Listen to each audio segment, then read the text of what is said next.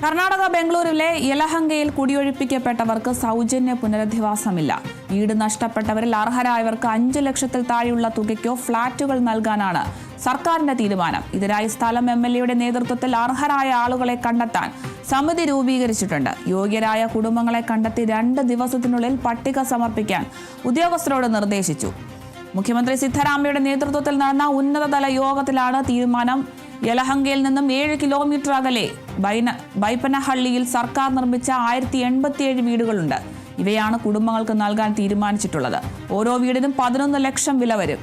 കേന്ദ്ര സംസ്ഥാന സബ്സിഡികൾ കൂടി ലഭ്യമാക്കി വീടുകൾക്ക് പരമാവധി 8 ലക്ഷം വരെ കിഴിവ് ലഭിക്കുമെന്നാണ് സർക്കാർ ഭാഷ്യം. ബാക്കി തുക കുടുംബങ്ങൾക്ക് വായ്പയായി നൽകുമെന്നും മുഖ്യമന്ത്രി സിദ്ധരാമയ്യ വ്യക്തമാക്കി. നിലവിൽ വഴിയിലായവർക്ക് ഭക്ഷണവും വെള്ളവും ഉറപ്പാക്കാനുള്ള നടപടികളും ആരംഭിച്ചു. ഉപമുഖ്യമന്ത്രി DK ശിവകുമാർ, ഭവനമന്ത്രി സമീർ അഹമ്മദ് ഖാൻ, MLA കൃഷ്ണ ബൈരേ ഗൌഡ എന്നിവരാണ് യോഗത്തിൽ പങ്കെടുത്തത്.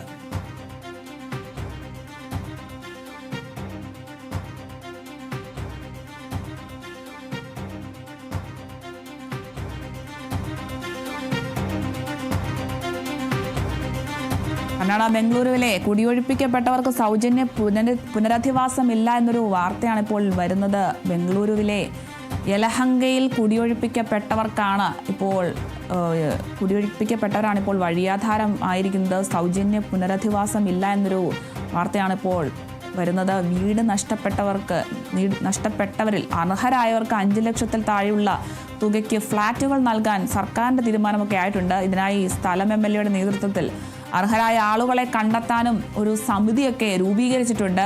യോഗ്യരായ കുടുംബങ്ങളെ കണ്ടെത്തി 2 ദിവസത്തിനുള്ളിൽ പട്ടിക സമർപ്പിക്കാനും ഉദ്യോഗസ്ഥർക്ക് നിർദ്ദേശവും നൽകിയിട്ടുണ്ട്. മുഖ്യമന്ത്രി സിദ്ധരാമയ്യയുടെ നേതൃത്വത്തിൽ നടന്ന ഉന്നതതല യോഗത്തിലാണ് ഇത്തരത്തിലൊരു തീരുമാനമായിരിക്കുന്നത്. അർഹരായവർക്ക് വീടുകൾ നൽകാനാണ് ഇപ്പോൾ തീരുമാനമായിരിക്കുന്നത്. യലഹങ്കയിൽ നിന്നും 7 കിലോമീറ്റർ അകലെ ബൈപ്പനഹള്ളിയിൽ സർക്കാർ നിർമ്മിച്ച 1087 വീടുകളുണ്ട്. ഇവയാണ് അർഹരായ കുടുംബങ്ങൾക്ക് നൽകാൻ തീരുമാനിച്ചിട്ടുള്ളത്. ഓരോ വീടിനും 11 ലക്ഷം രൂപ വരെ വിലയുണ്ടാകും. കേന്ദ്ര സംസ്ഥാന സബ്സിഡികൾ കൂടി ലഭ്യമാക്കി വീടുകൾ പരമാവധി 8 ലക്ഷം വരെ കിഴിവ് ലഭിക്കുമെന്നാണ് സർക്കാരിന്റെ ഭാഷ്യം. ബാക്കി തുക കുടുംബങ്ങൾക്ക് വായ്പയായി നൽകുമെന്നും മുഖ്യമന്ത്രി സിദ്ധരാമയ്യ വ്യക്തമാക്കിയിട്ടുണ്ട്. നിലവിൽ വഴിയാധാരമായവർക്ക് ഭക്ഷണവും വെള്ളവും ഉറപ്പാക്കാനുള്ള നടപടികളൊക്കെ ആരംഭിച്ചിട്ടുണ്ട്. ഉപമുഖ്യമന്ത്രി DK ശിവകുമാർ, ഭവനമന്ത്രി സമീർ അഹമ്മദ് ഖാൻ, MLA കൃഷ്ണ ബൈരേ ഗൌഡ എന്നിവരാണ് യോഗത്തിൽ പങ്കെടുത്തത്. ഈ ഒരു യോഗത്തിലാണ് ഇപ്പോൾ ഒരു തീരുമാനമായിരിക്കുന്നത്.